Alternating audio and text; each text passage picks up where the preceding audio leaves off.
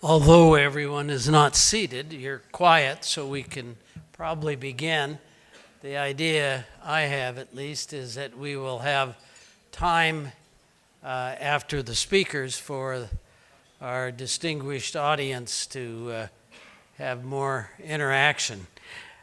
I'm going to be brief, therefore, in saying that I'm going to introduce the four speakers and then refer you to their bios for the information that you may be interested in, starting with Dave Bolton, who is an ambassador in the United States, working in the State Department for 32 years, who's been doing many, many things, but at the moment is concentrating at the Woodrow Wilson Center on the Arctic, and he was, for example, the chairman of the Arctic Council when he was at State. The next speaker is Mr. Liu, who is going to have a particular proposal that I'm knowing we're going to be interested in, and I won't try to preempt what he's going to say, but he's distinguished director at the Carter Center. Dr. Wang told me specifically not to call him President Wang, but so I won't.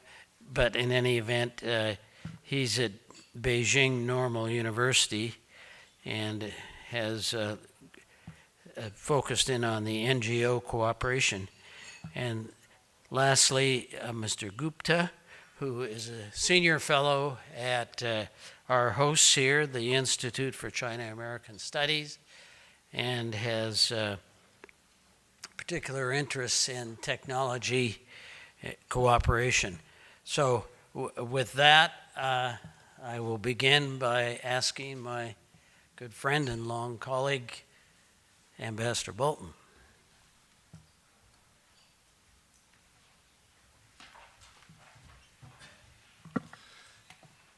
Thanks very much, Myron. Good morning, everyone. I want to start by thanking ICAS, Dr. Wu, Dr. Nong, for inviting me back here. It's nice to be back at the annual conference. The morning began on the premise that we meet at a time of very difficult relations between China and the United States, and this point was underscored by virtually every speaker that has come before.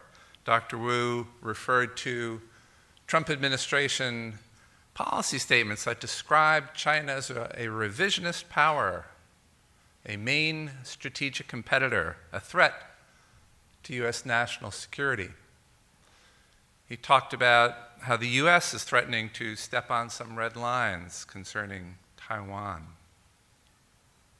Other speakers referred to a highly corrosive dynamic based on real and imagined competition, a downward spiral. Others use words like toxic, corrosive.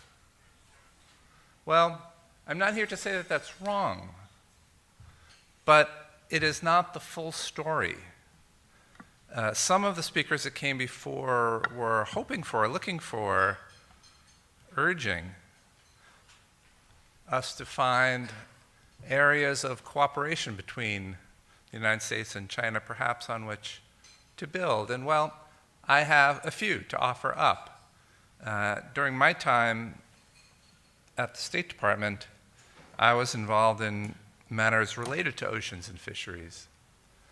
And I'm happy to say that for the most part, the United States and China succeeded in finding ways to cooperate on these issues. And I'll just offer a few examples and suggest some places where this type of cooperation may continue into the future.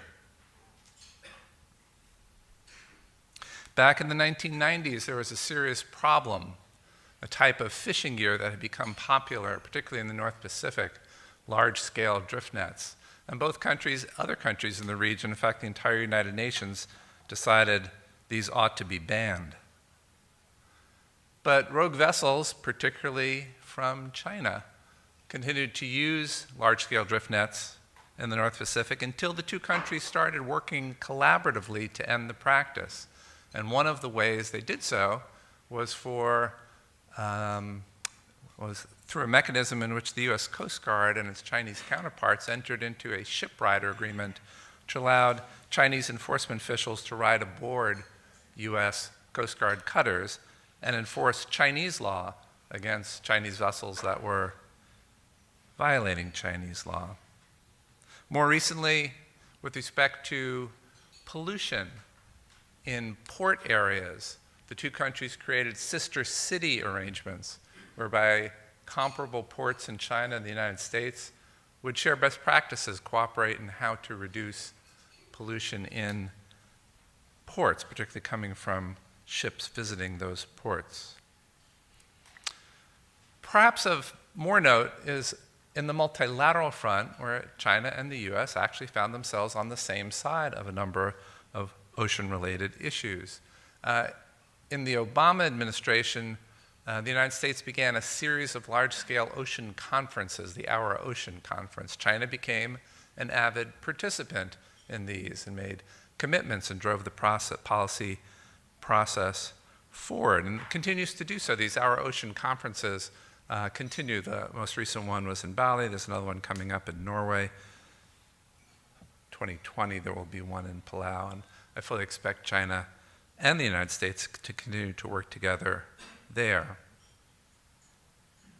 Around Antarctica, the two countries joined with a number of others to create the world's largest marine protected area in the Ross Sea. It's a huge space, more than twice the size of Texas. And doing so actually required a lot of work bilaterally between the United States and China. I remember going to Beijing. China had some very serious concerns about the proposal as it stood. It was a US proposal jointly made with New Zealand. We worked through those concerns, found some ways to accommodate. China made some concessions, and ultimately Chinese support led to the adoption of this decision to create the Ross Sea Marine Protected Area. In the Arctic, and particularly in the Arctic Ocean, there is concern in many policy spheres here in Washington about undue Chinese influence over the Arctic, including with the issuance of a Chinese policy statement about a polar Silk Road. Here's my experience in dealing with China in the Arctic. China worked with the United States and a number of other countries at the International Maritime Organization to create the Polar Shipping Code, entered into force recently. Would not have happened without that cooperation. Last October, the United States and China joined 7 other countries and the European Union in signing the Arctic Fisheries Agreement, an agreement not to fish in the high seas area of the Arctic for at least 16 years. Why? Because there isn't enough science with which to manage a fishery there properly.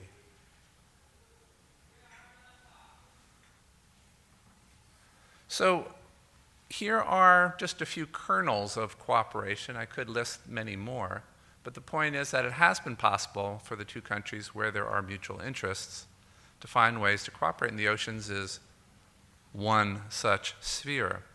And coming up over the next few years, including even later this year, here are a few other opportunities I see where the two countries could continue such cooperation. This year's APEC meeting coming up, APEC leaders meeting coming up in Chile, will focus in part on ocean issues, including on marine debris and plastic pollution, but also on the ongoing and continually unresolved issue of so-called IUU fishing, illegal, unreported, and unregulated fishing, a particularly bad problem in the Pacific. Well, we have a tool for addressing this problem. It's a multilateral treaty that came out of the Food and Agriculture Organization a few years ago. It's called the Port State Measures Agreement. China finally has announced that it intends to ratify. It should go ahead and ratify, in my view, and then join with other countries at the APEC leaders meeting on an initiative that is getting going right now to try to promote more effective implementation of this particular agreement in the Asia-Pacific region. In Antarctica, yes, we have the Ross Sea Marine Protected Area. There are 3 proposals for additional marine protected areas now pending, one in East Antarctica, one in the Weddell Sea, and a new one proposed by Chile and Argentina along the Antarctic Peninsula. China could join with the United States and with the sponsors of all 3 proposals in creating new Antarctic marine protected areas. And there is a large agenda, sometimes called blue growth or the blue economy, that's playing out in a number of fora where the US and China have a lot in common, trying to figure out how to grow those sectors of our economy related to the ocean in a sustainable way. One place to do so next year would be at the UN Ocean Conference that will take place in Portugal. Anyway, this may be a fairly esoteric suite of issues for a lot of you, and I don't imagine that everyone will go out and start learning a lot about oceans, but I just wanted to provide it as an example of a possible way forward, a possible topic on which to build, and a way to broaden the discussion about U.S.-China relations to focus not only on what is difficult, but what has actually been quite successful. Thank you.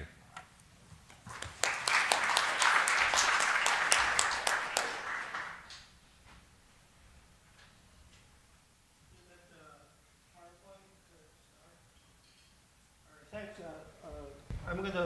My title is a modest proposal for U.S. China to increase mutual trust. One of the 3 things I said in my opening remarks is give China credit where it's due, draw the red lines, and then look for area of cooperation. So it's actually my presentation are applicable to at least 2 points. One is give China credit where it's due. China has been going to Africa for so many years, and I don't think China, as alleged by the first Secretary of State, Tillerson, and then the second one, Pompeo, when they tour Latin America or African countries, they always label China as a new colonial power, that China is only interested in extracting. China is setting all these debt trap, I think Douglas Paul mentioned it very well. You need really to seek truth, seek facts, rather than to engage in this kind of politically charged rhetoric. In 2005, Robert Zoellick gave a very important speech on the relationship between U.S. and China. I think he came up with this term, which I think is still very useful, very important. I think this still can be the framework for the 2 countries to work together. That is the responsible stakeholder approach. This is 2005. Obviously, fast forward to October of last year, when Vice President Pence, gave a speech not too far from here at the Heritage Foundation, and many call that the Pence Doctrine, which could be the declaration of a new Cold War between U.S. and China. However, my modest proposal, did not originate from the Carter Center. We came up with the idea of encouraging U.S. and China to collaborate in Africa, largely because the Carter Center, most of the Carter Center projects are in Africa, and our founders, President Carter and Mrs. Carter, wherever they travel in Africa, they see the presence of China. So they keep asking us, can we get the 2 sides to work together? But this is, we're an NGO, but, from General Waldhauser, the commander, though he's stepping down, in September 2017, he gave a very important speech, talking about what does AFRICOM do here at USIP in Washington. In that speech, he particularly mentioned, China just launched its Djibouti military base, and his instruction to the China desk at AFRICOM is that we need to communicate with China more. We need to find out ways in terms of where the American military and the Chinese military can work together. What are some of the scenarios? Can we eventually have joint exercises? We talk about U.S. and ASEAN countries doing joint exercise. General Waldhauser at that time is proposing that down the road, Chinese military and American military can do that. So this is in September 2017. Now, December 2018, John Bolton, the National Security Advisor, gave a speech, which is the new U.S. policy toward Africa, in which he identified China and Russia as the bad actors, bad players, and they're destroying Africa, and U.S. should compete. And the message to the African countries, which is the same as message to all other developing countries, is if you need our help, you need to reject the Chinese help. If you want to play with us, don't play with China. So this kind of zero-sum rivalry obviously is poisonous. It is creating a huge problem, not only for U.S. and China, but also for all other countries. As Gordon mentioned earlier, when two elephants dance, right, the grass will be ruined. Canada is going to be affected. All the other countries are going to be affected. So that's why we're trying to promote U.S.-China collaboration in Africa. Actually, there were collaboration before. We had an article, our 3 principles, the American ambassador, Princeton Lyman, the African ambassador, Mohammed Shambas, and the Chinese ambassador, Zhong Jianhua. They co-authored the article, which was published online by the Foreign Affairs Journal. This is largely talking about U.S.-China collaboration in peace and security areas. So China and the U.S. actually worked very closely in one country, that is South Sudan. South Sudan is the newest country after the referendum, but quickly after South Sudan was founded, civil war broke out. And it was in this country that the U.S. and China found that the two countries could work together. So if you look at this picture, this is the opposition force and the president of South Sudan signing truce agreement. But what we did not see is that actually behind this is the American Special Envoy to Sudan and South Sudan and the Chinese Special Representative of African Affairs working together, working very closely, and they actually brokered the peace agreement. And Ambassador Zhong, I think in one of his presentations in China said, our cardinal principle is we're not going to interfere in the domestic affairs of other countries. But we actually interfered in South Sudan. We interfered for the sake of peace. We interfered for the sake of saving the Chinese economic interests because the oil field in South Sudan, China has a large investment. But for the U.S., it's the political stake because largely South Sudan was created with support, big support from the United States. In other areas, U.S. and China collaborated in the patrol of Gulf of Aden. This is the first time that China participated in the international patrol. China, of the P5 at the United Nations, China is the largest contributor of peacekeepers in Africa. Many of them were in Africa. But U.S. is the largest financial contributor. And the two countries, during the Obama administration, they talked frequently about collaboration in peacekeeping issues. We tried to get U.S. and China to work together to engage in anti-piracy effort in the Gulf of Guinea. Back in 2016, 2017, we got both governments to come together and to learn. Now, on the public health area, that's even more ample ground potential area for U.S. and China to collaborate. And there was a very successful collaboration between U.S. and China, and that's the outbreak of Ebola in West Africa. According to Susan Rice, Susan Thornton may be aware, is Susan Rice, during one of his National Committee speech, said President Obama asked her to call President Xi to see if China could contribute to control the outbreak of Ebola in West Africa. And China responded very actively by sending both civilian and military medical teams to West Africa. And they worked with the U.S.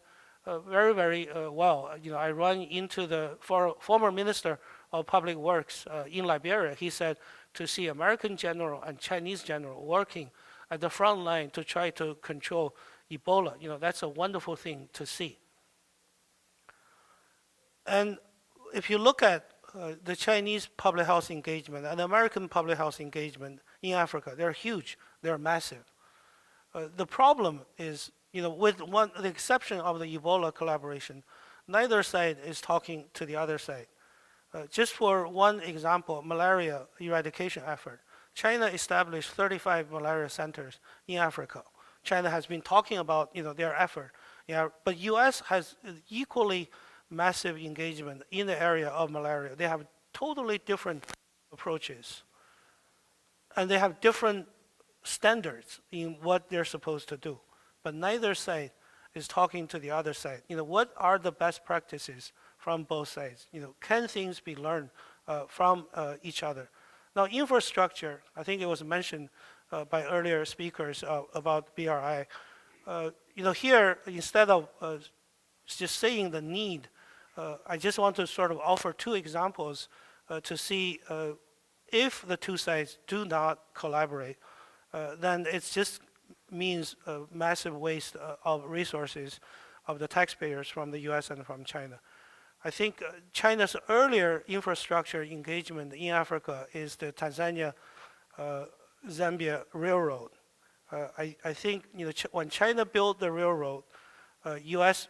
built a parallel highway next to each other. That's back in the 70s.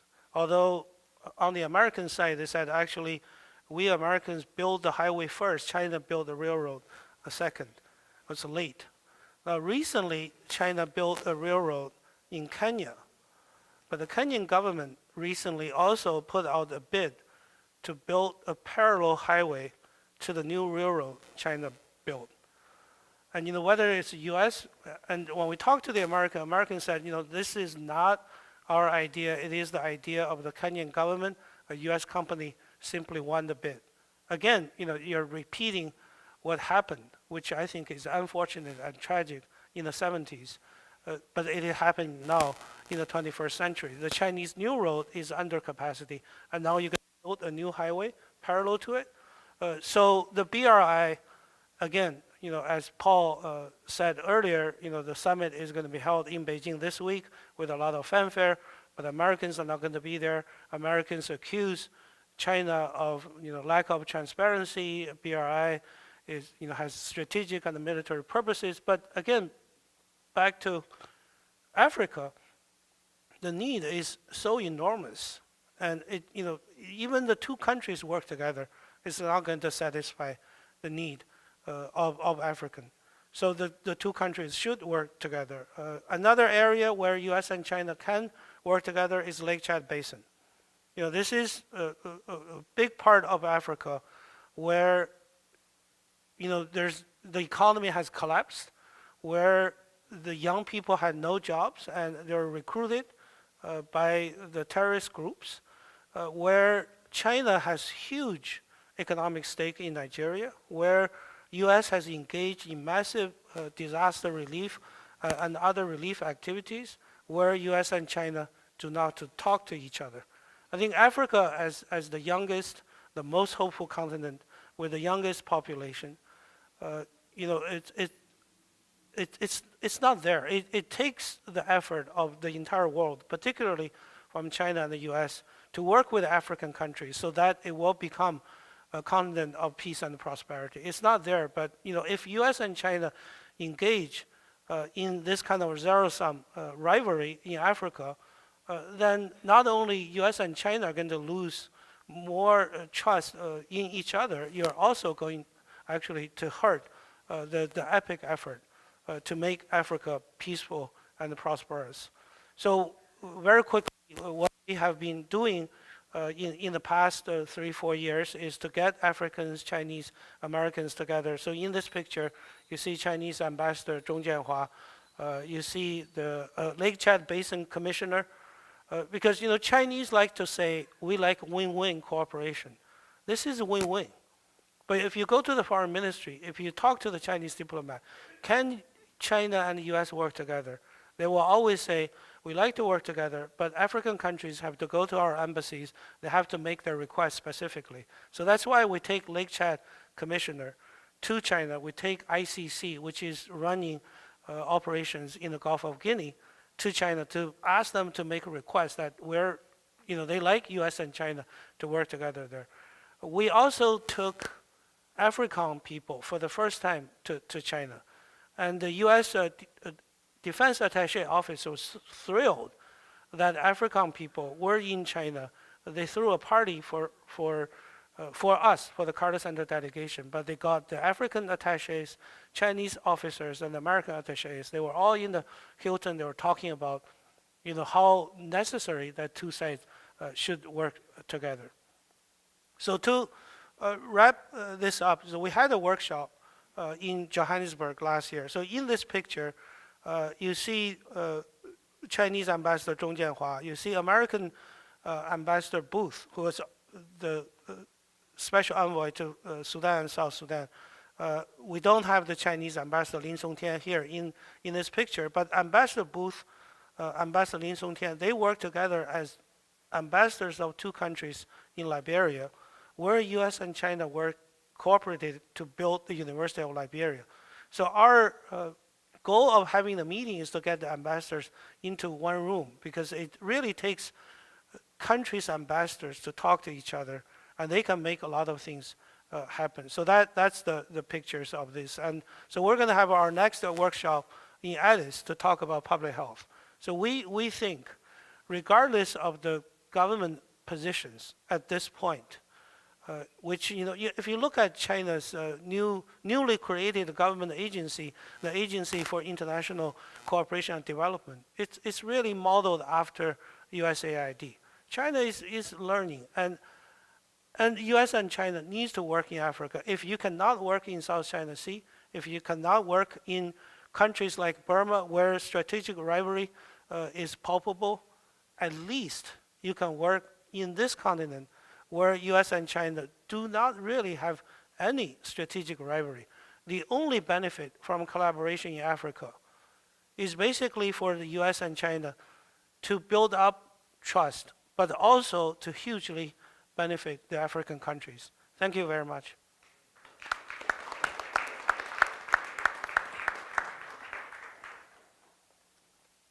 Go there.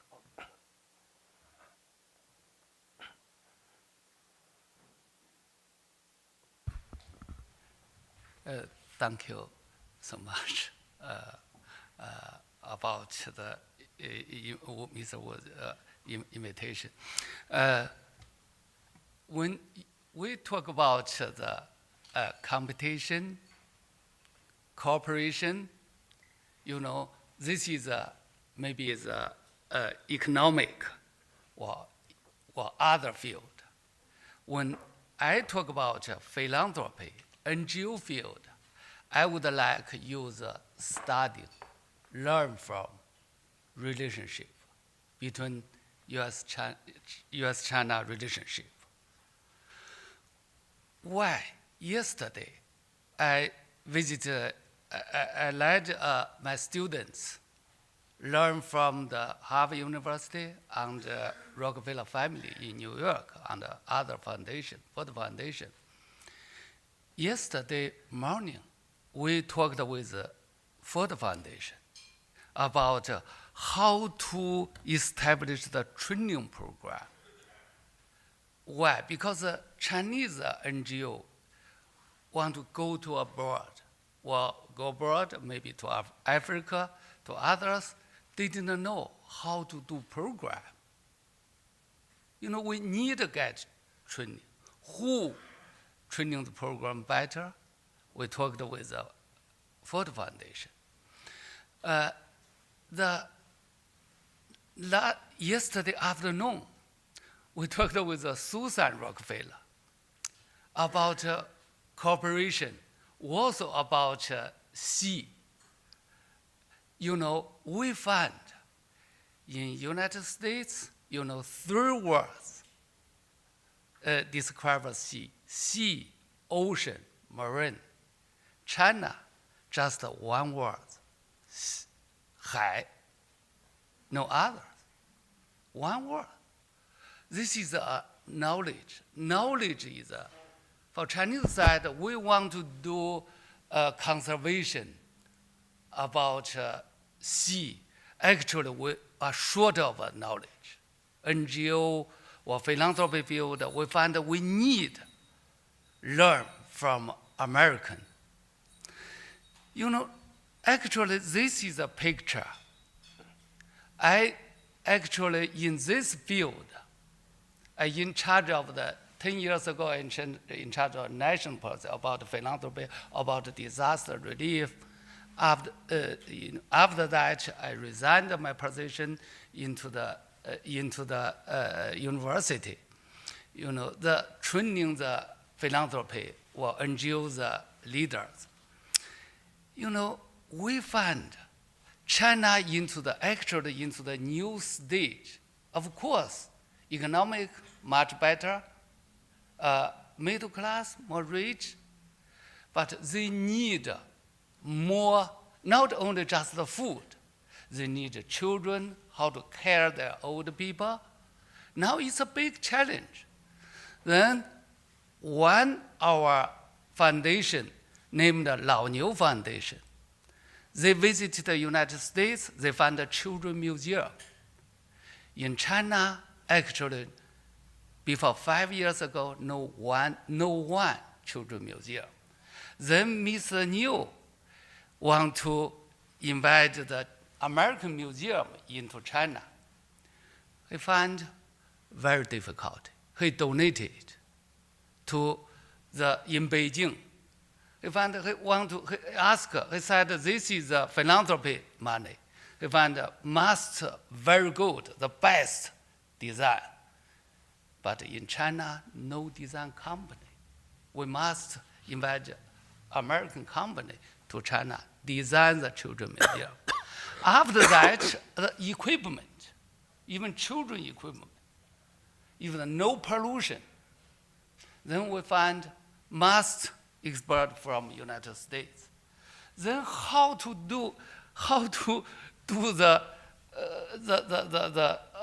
build this equipment? Then in China, no skilled worker. Then we invite American, about 10 workers to China, establish the children museum. This is a 3 years ago's story. Now Shanghai want to learn Beijing. The Inner Mongolia also want to learn in Beijing. Actually, China's NGO or Chinese philanthropy want to, learn the United States, learn the children museum system. We just the beginning. A lot of joke, such as in Inner Mongolia, philanthropy, the Lao Niu Foundation donated 1 million yuan, learning totally American standard. Above that, government invests 400 million yuan, but Chinese style, not so good. It's a comparison. You can visit it in Mongolia. This is a picture. I believe in social field, in NGO field, we need a lot of learning. We need a lot of construction. In China, we're short of a lot, just the beginning. In philanthropy field, especially you can find even the more and more learning program. One program is Rockefeller Family. Chinese philanthropy, Chinese NGO now more respect. When we do philanthropy, we find in the whole world, the best philanthropist is Rockefeller Family. Rockefeller Family in China still very, very influential because their program, we call it 协和医院, but the American side called PUMC. So what is in downtown, in Wangfujing, it's still is the best hospital in China now. It's I believe not only that, we also a lot of other program exchange. China, the philanthropists want to learn the Rockefeller family. Before yesterday, our students is so touched. We learned to dialogue with Rockefeller family, just the two children, 20 years old. They told us, even they are rich, but their parents just give their a little bit of money in the middle school each week, not more than $7. The rich family, their children told us, sometimes they cannot buy McDonald's, no money. But they donate a lot of money to the society, to China, to America. We're so in touch that this is their family legacy. We deeply learn from American side. We find more treasure. We need to learn. You know, even the Ray Dalio, the Bridgewater company's leaders, actually his son support Chinese disabled children. So allowed many years. We're so in touch. We find that 10 years ago in the government, I said, which NGO in China is the biggest? I told them American NGO in China is the biggest. Because raise son, support money, you know, support the government, children's nursing home. You know, it's hired about 2,000 staffs, you know, support them, training them, you know, improve their work. Then it get better. Ministry of Civil Affairs very, very happy. Of course, children, society, very happy. Now, you know, Ray Dalio's book named Principle. I don't know how many copies in United States sell. In China, more than 1 million copies sell. Ray Dalio in China is very, very popular. It's a principle. Then after that, Ray Dalio said, you need a training program. Then he invited Bill Gates, you know, support me, establish the CGPI, China Global Philanthropy Institute. This is already before 3 years ago. We got registration in Shenzhen. You know, this training program, he invited 3 Chinese philanthropists. He said the Chinese philanthropists showed more than U.S. This is the Ray Dalio's regulation. He said, not said American philanthropist is more. It's a Chinese philanthropist showed more. Now we do the training program. It's a lot of training program, a lot of dialogue. I think we started more. We believe more and more learning platform should be established. What about my conclusion? My conclusion is about in this field, in philanthropy field, or in NGO field, or in social field, actually we find China and the US, you know, no competition. It's just cooperation, just the beginning.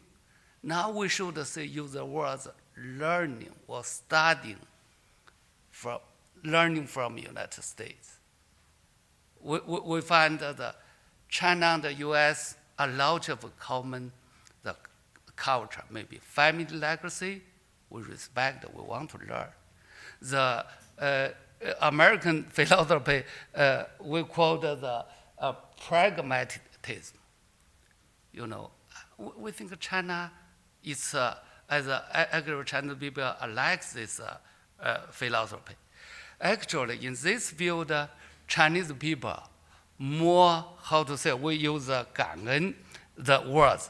This may be translated into be grateful. The be grateful means, you know, especially in this year, in China, in philanthropy field, we talk about Rockefeller family story. You know, after 1949, you know, it's at that time Korea War happened. but the PUMC still supported by Rockefeller family. In the Korean War, at the beginning 2 and 3 years, Rockefeller family gave the budget, give the salary to PUMC's doctors, a whole budget. That is the Korean War. American government at that time criticized Rockefeller family. But Chinese government at that time also criticized the Rockefeller family. They find American imperialism. This is a model or example. A lot of Chinese philanthropists said, this is a Rockefeller family's model. When we say to be grateful, we remember American philanthropists established a lot of programs in China. Not only POMC, also now is the Beijing University. Actually, campus is the Yangon University, established by American missionary John Stewart.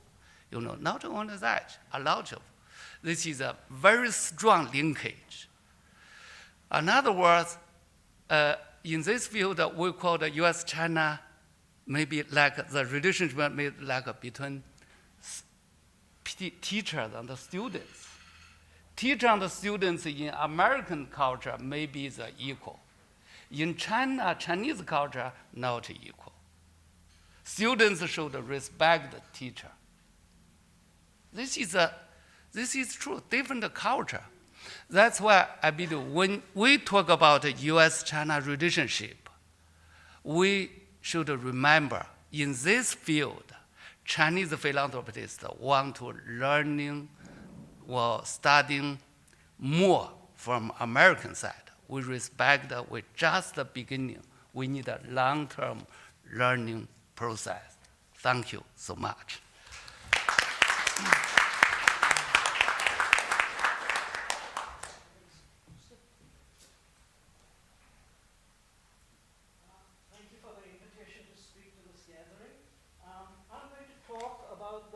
Alignment of interests in the technology space between US and China.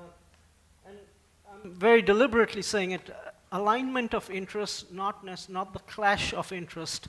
I don't want to minimize the fact that there is this potential for clash of interest, and we see a lot of talk about, splitting up into two technology ecosystems, et cetera, et cetera.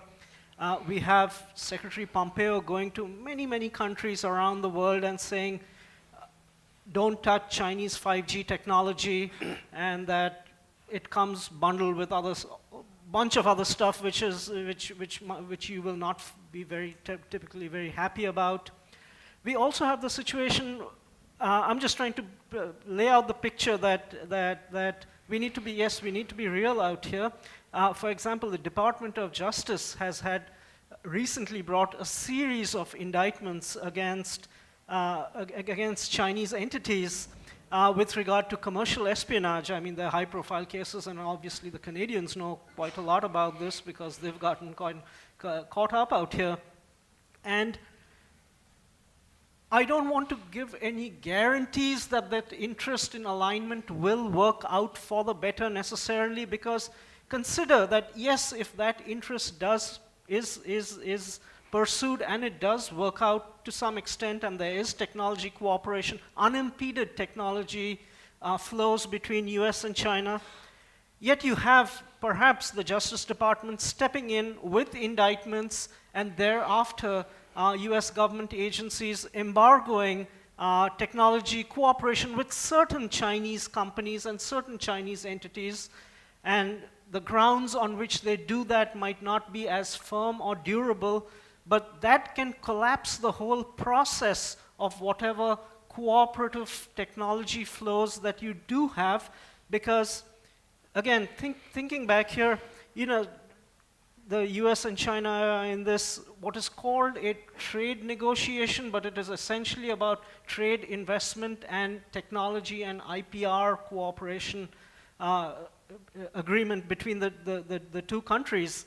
And consider that it does go off well, and it is going very well, frankly, in my view, and we have some big deliverables come out of it. So we have a U.S.-China arrangement, a bilateral arrangement. But on the other hand, you can have the Justice Department bring indictments, and thereafter technology gets embargoed to those Chinese companies. And what we see is what Trump giveth with one hand, the Justice Department could just as easily take it away with the other hand. And so there are no real guarantees per se that just because the alignment of interest exists, that alignment will fructify.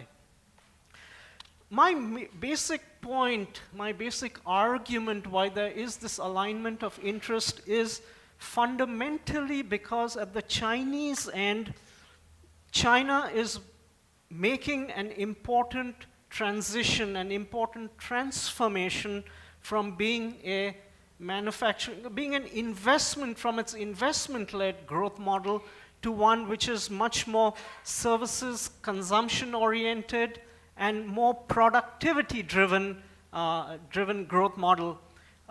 This is not because of a very enlightened view. It's more out of necessity. China has realized that old model has kind of hit the limits, and the economy frankly lacks growth drivers. And if the economy needs to grow at the rate at which it does need to grow, 6% plus, and create the jobs that it should, then China must make those reforms in becoming a more technologically sophisticated power, a more high technology manufacturing-led economy, and essentially driven by productivity growth.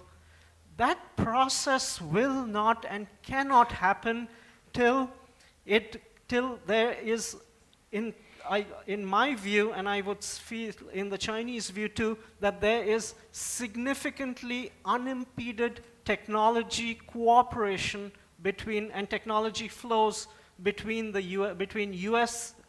China and the West, and the US in particular. And it is my view that this has been the primary and the most important driver for President Xi to be so forthcoming in the context of these 90-day talks, which is now going to 150-day talks, but which in my view is going to come out with significant deliverables at the end. We've already seen China move a significant distance in this regard with its new foreign investment law. In the implementing rules will be written soon, are currently being written, frankly.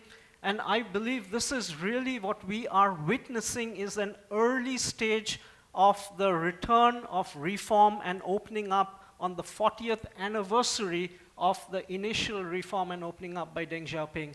That initial reform and opening up by Deng Xiaoping led to China becoming this immense trading power, immense trade superpower, frankly, but particularly in low and medium technology industries. For China now to become that equivalent superpower in the high manufacturing sector will require fundamental reforms to its investment and its intellectual property regime. The property regime actually is pretty good. So there's not that much improvements required, but in its foreign investment regime, it needs to make a significant leap forward, and that leap, I believe, has been taken in the foreign investment law, but we will see how it is implemented in terms of these regulations. The reason for doing that is, and here's where the alignment of interest is, China needs to move to a much more high productivity growth model, and therefore wants two-way technology transfers. The US and the West see an enormous market, frankly, in China, which will stay enormous. I think we heard earlier in panel one, in the high technology space, for example, semiconductors and equipment, the Chinese market is the fastest growing market in the world, double-digit rates, and it's just growing exponentially. And therefore, there's a huge market to be had out there and huge money to be made. Remember, China today is a $10,000 per capita economy which will go to $30,000 per capita economy, and you can imagine what the huge opportunities are. But the West has certain grave reservations in terms of that investment regime and wants that to be done on a fair and reciprocal basis. And when I talk of the investment regime, it essentially boils down in many ways to a two-way technology flow regime, including IPR flows from the US to China. So these are these interests are in a way locked in, and both countries are trying to pursue that interest, and they have a very significant interest that is realized. And this is my fundamental view, that why I feel that the trade negotiations will work, that reform and opening up is beginning to happen in a big way, and that U.S.-China relations, the big game in U.S.-China economic ties is shifting from a U.S.-China trading relationship to a U.S.-China trade and investment and IPR relationship, and that it is on the investment and IPR side that we really need to pay the attention to, because that is where I think tremendous amounts of exciting developments is going to happen. The fundamental basis of U.S.-China relations, of the trading relationship, was built on comparative advantage, and I would submit that that logic of comparative advantage still remains completely relevant, even in the high technology space and in terms of in the area of advanced manufacturing and investments. Even in the high technology space, China specializes in what I would say in the lower segment of this technology, in this high technology space, while the US has many of the core technologies which actually are swallowed up by Chinese entrepreneurs, and which help them go about doing their dynamic innovation, which is happening today in China. And China has a very important interest that those technologies, that those core technologies on which so much of Chinese innovation is founded, that those don't get embargoed in any particular way, that Chinese technologists can work with those technologies either by acquiring it abroad, by going to the US and doing mergers and acquisitions, or that US companies have fully invested enterprises set up, wholly owned enterprises set up on Chinese soil, where they maintain that IPR, but manufacture in China, and that process of osmosis, basically technology osmosis, spreads within that Chinese ecosystem. We've seen that in the trading area, where it was foreign invested enterprises which came to China, used to import their parts and components, assemble in China, export out. But by the early 2000s, I mean, China literally has the lock on many of these supply chains, because many of these parts and components now are manufactured domestically. And we will see that also in the high technology space, where Western companies will have 100% ownership of their IPR when they locate in China, and this is why they're so determined and interested and firm about that trade, about a reciprocal investment relationship, where if Chinese want to acquire things in the US, high technology parts and components, the US should also be able to at least control its intellectual property back in China in the course of manufacturing. But what we will see is, as these Western companies bring and have, like the Teslas of the world, they bring their fully invested enterprises, fully owned enterprises in China and manufacture, again, parts and components will start being sourced domestically in China, higher value parts and components, and thereby what we will see at the end is that high technology manufacturing chain also is significantly located in China and in the Asia Pacific region. And again, China might not be at the summit in terms of products which are necessarily manufactured, but it will again have, in a very significant way, a lock on those high technology, advanced technology production and manufacturing chains. Now let me bring in a small caveat out here, and that caveat is there's dynamic innovation in China, and we are seeing in particular areas, in certain areas like AI, etc., and 5G, where China has become the leader, is a leader in a way. I think in what was it, in AI startups last year, I mean, China had more investment in AI startups than the US itself had. So there are certain areas out here where China is going to be dominant and already is dominant. And the point I'm alluding to here is that this technology ecosystem cannot be divided up into bits. Yes, there are core elements related to national security and dual-use goods which must not bleed into this supply chain and into this ecosystem, because the national security implications in terms of certain foundational technologies which could have these implications. But beyond that, I mean, there's a huge technology ecosystem which cannot be subdivided into little bits, and the point is, if you want to go alone in that section, unless you're a technology leader with a big lead, you are the one who's going to get excluded from that, because you will not be part of the standard setting process. This is where the Chinese are leaning towards, and this is where the technology ecosystem operates. You know, think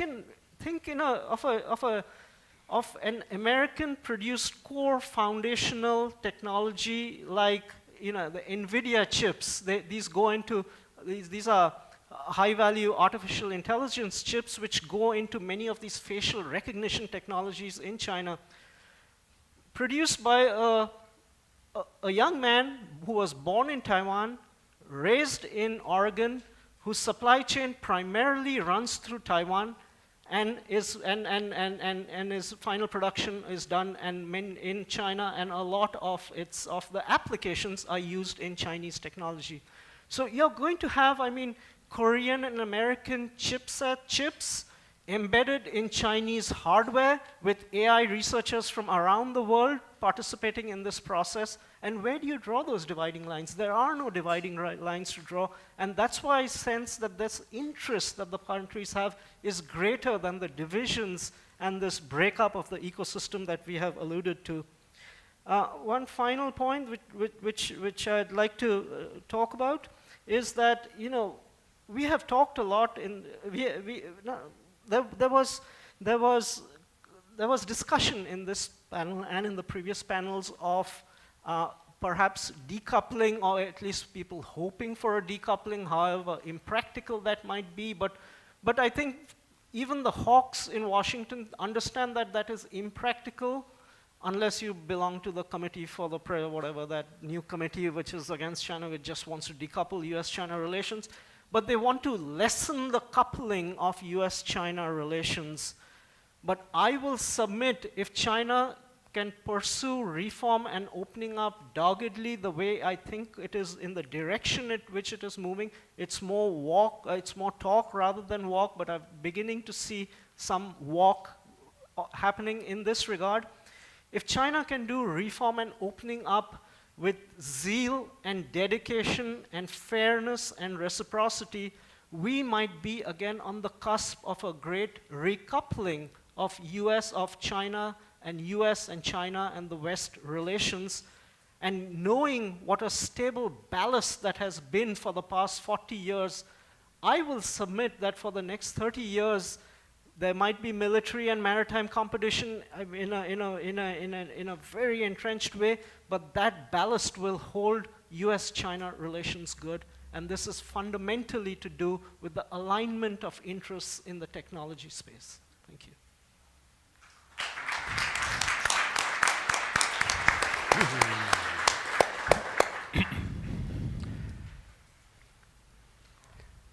Can you hear me now? Okay. I recommend that we have a first little round of questions because we have a few minutes for the panel.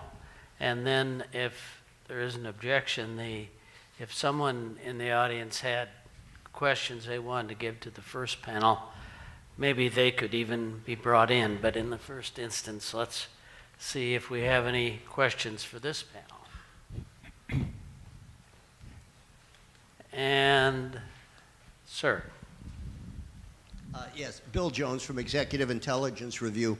I'd just like to make a comment in form of a question that to belie this idea that China is where it is because of the theft of technology. If you look at most of the stuff that the Chinese are doing in the high-tech field, going to the far side of the moon, development of fusion energy. I think the big surprise also that we will get within 10 years is that China will be in the lead of the development of thermonuclear fusion energy because they're putting money and ideas into it. And you look at all of these things and you look back at U.S. history, you can see a lot of these things were talked about in the United States in the 1970s. The man who developed magnetically levitated trains is now retired in New York. We never built any of them. We would have been ahead on high-speed rail if we had moved on that issue. And so what China did is that we had ideas that we rejected. We're not going to do it because of the shift of economy. We're going to, buy from, we're going to send our industries abroad and buy labor cheaply in order to produce and get rid of our own industry. So we really shot ourselves in the feet. If China stole anything, it was really ideas that were and ideas are universal, right? Everybody can come across them.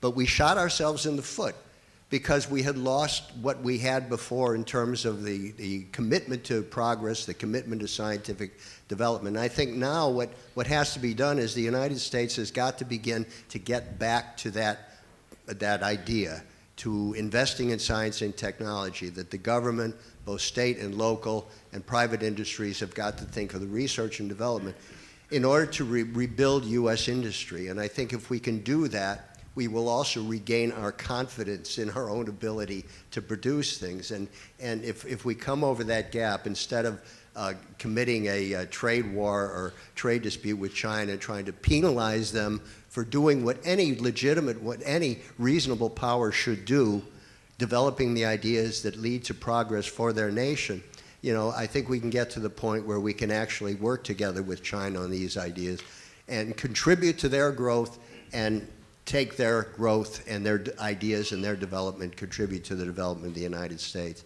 But you got to be clear, we shot ourselves in the foot because we dropped the ball on so many things, and we got to get back to doing what we used to be able to do, and then we can meet China on an equal basis. And I think at that point we can develop strong friendships and mutual support. If anybody wants to comment on that, I'd appreciate it. Do any of you want to comment on the comment? I'll just make It's one your brief field, comment. anyway. One of the reasons I have been so optimistic that those 90-day talks will succeed is because I think there has been a tremendous inflation in Washington of the issue of coerced technology transfers and commercial espionage. There have been issues and there are genuine grievances, but it has been completely inflated out of hand because therefore when negotiators actually go and grapple with it and make asks of the Chinese side, I don't think it was a very big leap for the Chinese side to do it in the foreign investment law, what they did, because they were anyway leaning towards it, and the Chinese don't engage in many of the practices to the severity that they have been accused of. And therefore, I think that actually helped the process in terms of the two sides being able to reach agreement, this thing on the issue of forced technology transfers. Industrial subsidies issues are the harder issue, which I think there's going to be good progress. But your point is right also. I mean, there's tremendous innovation in the United States. And I mean, as I said, many of the core foundational technologies reside out here. But the incentive structure that comes out from Congress to folks out here is we can protect you, we can do this, and we'll hammer these guys with this tariff and that thing, and it's not a preparation for how you will succeed in the world, rather, or succeed with your competition, as much as the don't worry, we've got your back, which they really don't, and that hurts the U.S. side, I believe. Are there any other questions? How about for the first panel? I thought Dr. Oh, I'm sorry. You want? Well, thank you for all the panelists for your great remarks. I have a question for Ambassador Barton, and thank you for helping us understand the existing cooperation between China and U.S. in maritime domain. So my question is with regard to the U.S. policy on the Arctic. So I think we tend to understand the U.S. compared with other states play a relatively low profile in the Arctic. It has no deep water ports in Alaska and has less military presence in the Arctic compared with Russia. But lately, I tend to when I read the literatures and media, the Secretary of State, Pompeo, he made several remarks in several occasions, emphasized the U.S. should change its policy on the Arctic, should play a major or even a more important role in the Arctic. And his remarks actually have a common point in several of his talks, which is he's looking at increasing cooperation between China and Russia in the Arctic, which he considered as a potential threat or competition to U.S. role in the Arctic. So my question is there a way that the three countries can actually, we're looking at trilateral cooperation among U.S., China, and Russia in the Arctic, instead of looking at like the Cold War mindset? Well, there's a lot to unpack there. First on possibly changing U.S. policy in the Arctic. U.S. policy has actually remained reasonably consistent over 25 years. There was a statement of U.S. policy in the Clinton era, that's the Bill Clinton era, another one in the Obama era, another one in the George W. Bush era, another one in the Obama era. And what they have mostly in common is how consistent they are with one another. Yes, at this time there is a sense in this administration that the United States needs to play a more forceful role on military security issues in the Arctic. There is concern, I'd say, principally about Russia in this respect. Russia has taken a number of provocative actions in the Arctic that have concern in the United States. The concerns about China in the Arctic are not about military issues so much. The concerns about China have been instead that China is using its economic influence in certain places in the Arctic with Russia, with Iceland, with Greenland, to try to obtain political influence, perhaps undue political influence. And there is a particular focus on growing China-Russia cooperation, particularly in the development of hydrocarbons in Russia, at a time when sanctions on Russia remain in place. So that's sort of the general picture there. Despite all that, the US and Russia, at least, have remained reasonably cooperative within the Arctic Council and on a number of other issues in the Arctic. And China has played a cooperative role on sort of multilateral issues in the Arctic. I mentioned a couple of them before on the Polar Shipping Code and the Arctic Fisheries Agreement.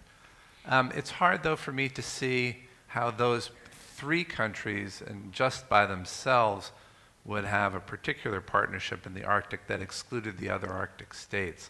But I do think it might be possible for China to play a larger, constructive, non-threatening role in the Arctic, particularly on issues like science, where the Chinese capacity to do science in the Arctic is growing. That would be a good place to look for further cooperation, I'd say.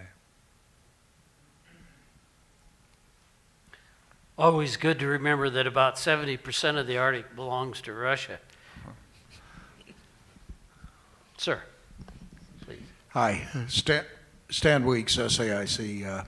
My question is probably more to the people this morning, perhaps Ambassador Bolton as well.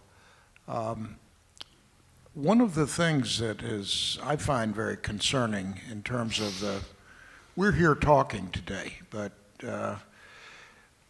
you've seen many of you, the recent news about the U.S.'s canceling of visas of people.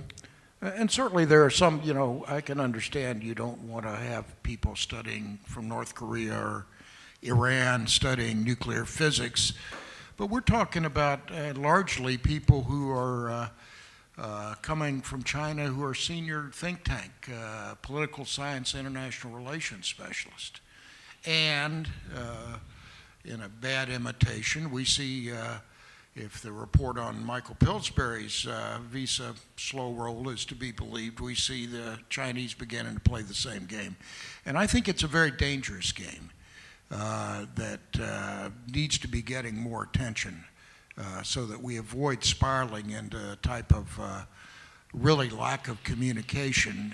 As long as you're talking, there's some hope of bridging gaps. When you start cutting off contacts, that's a different thing. Any comment would be appreciated. Either of you gentlemen? Yeah, it's kind of in your area.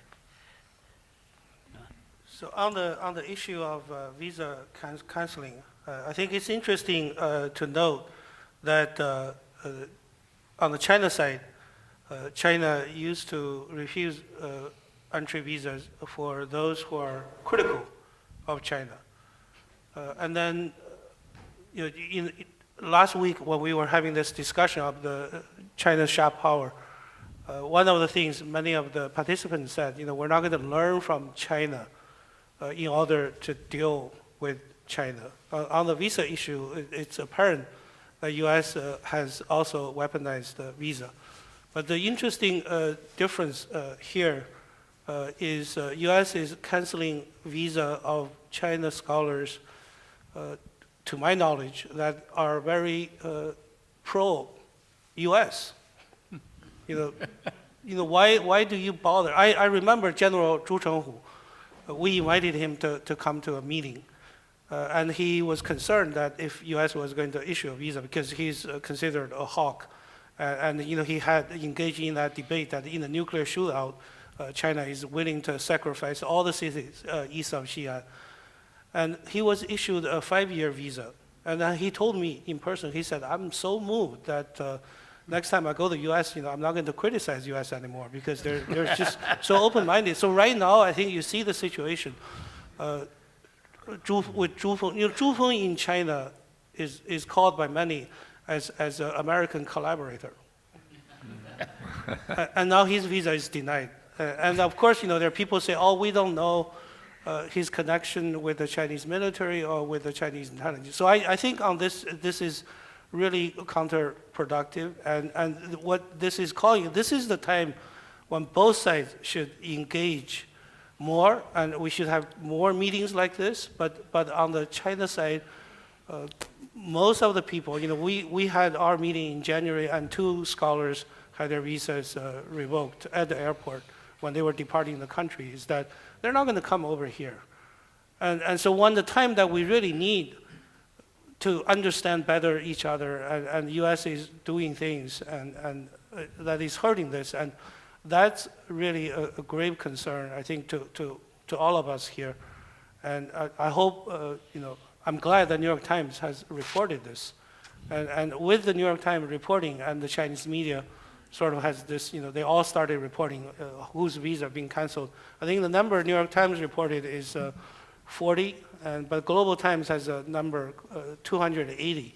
I think that number might be too high. So again, this is the time for, if government have to talk to each other, but non-government people here, we need to talk to each other too. To stop that, it's dangerous. And I hope both sides will be more constrained, and hopefully they're not going to go down this path. Gordon, comment? Thank you very much. I'll perhaps respond to a slightly different dimension. I agree with what Liu Yuhui has said. The very people who actually need to be engaged in the relationship, keep in mind, again, I'm a Canadian, not an American or Chinese, so it's a bit arrogant of me to even speaking here. But my own view is that whether it's Zhu Feng or others who may or may not have good contacts within the PRC military, or I happen to know that some of the Americans here have good contacts with the U.S. military. I see that as an advantage, not a disadvantage, and i.e. those who have broad understanding of their country and its security policies are precisely the people who ought to be involved in the discussions. But further to that, since I'm former of government, now to university, at my university the University of Alberta, 45,000 students, about 4,000 of those are PRC nationals. They're actually one of the great talent sources for my institute in terms of getting things done. We're a thoroughly bilingual institution, not English-French like most Canadian institutions, but English-Chinese. Those students are, majority of whom go back to China, are really a key part of understanding of my country. And those who stay, and they're also welcome to stay, become really valuable immigrants to my country and building it. But that youth, to me, is the greatest price if we slide down this cutting off of relationships. Back in 1978, Deng Xiaoping or these governments sent 10 students to Canada, 10, which was a revolutionary step. 3 of them turned out to be ambassadors to Canada. So this tiny pool really had an impact on the relationship between Canada and China. Of course, U.S. China relations, both of these great countries with huge populations. This student movement, of course, if you catch people who are acting improperly, whether there's unwarranted technology theft or some sort of espionage, by all means, those people are not welcome in my country or in the United States or in China for that matter. But the vast majority of these people are engaged in learning languages, building understanding, and they are the ones who will staff the institutions at senior levels decades ahead. The last thing we need to do is to begin to cut off that flow, in my view. So I'm a keen supporter of that flow, and I really appreciate that question, the opportunity to speak. Thank you. We have another 3-4 minutes. Do you want to comment on this past subject or raise a new one? Something similar. Okay, go ahead. Let's hear him out. So actually, one thing I wanted to ask is a lot of what we hear about, especially in the media, is in these talks, whether it's about like trade talks or cooperation, is how China can be more amenable to U.S. demands. Mm-hmm. So one thing I want to ask, and members of this panel or members of the previous panel can answer, are there areas in which the U.S. can be more amenable or can compromise? Are there any structural changes that should happen within or by the U.S.? Do you like to comment? Do you understand? I didn't quite get your question. Can you repeat? Sorry, I can rephrase it. Yeah, basically what I was saying was a lot of what we hear is about how China can change some of its policies and become more amenable to the demands of the United States. What about the other way around? Is there any way that the United States can become more amenable to what China wants, given that this is a dialogue between two parties? Gupta, you want to? I'll give a brief answer from what I talked about, and this is in the technology area. The U.S. is currently in the process of defining what is an emerging and foundational technology, the administration. Should the U.S.-China trade talks be successful, and should the Chinese show the reformist zeal, which I hope they seem to be showing, one of the most important deliverables coming out from that review of what is emerging and foundational technology is to draw the national security dimension as narrowly as possible. If you draw it widely, then everything falls under the umbrella and you cannot have technology cooperation. If you draw that narrowly, it opens up the space for technology cooperation. So you don't have to compromise on national security and dual-use technologies, but draw that what is emerging and foundational technologies narrowly, and it can create a huge amount of dynamic space for the two parties to cooperate. So very quickly, I think on the China side, China does need to initiate structural changes to satisfy the American demand. But on the U.S. side, I think number one, on the macro level, is U.S. need to stop create this kind of hysterical environment that China is posing a vibrant threat to the United States. Come on, China doesn't really threaten the U.S. in any perceivable way. So my response to a lot of the people saying China's influence operation in the U.S. is undermining American democratic values and things like that. I have a clear understanding that Chinese, all they want, either, whether you call it soft power or sharp power, they simply want U.S. to be less critical of China. They have no intention whatsoever. They know they cannot undermine the values of the United States. But to use these examples to say that China is posing a threat to the American political system, the American democratic values, I think that's not only an exaggeration. This is belonging to the camp that is pushing for what was discussed earlier, decoupling of the two countries, which will be disastrous for both countries. On the specific policy level, I think U.S. probably should be careful not to pass so many laws to change the status quo in the cross-strait relationship. This is a serious issue. Earlier was mentioned the Taiwan Travel Act, and then I think pending is the Taiwan Assurance Act, and all the other issues, inviting President Tsai Ing-wen to address the joint sessions and all these things. I think U.S. should be very careful on that. Not amendable, but be careful and be sensitive to that. With that, we'll violate all the rules and stop on time. So how about a... That's great. Thank you. Moderator. Thank you.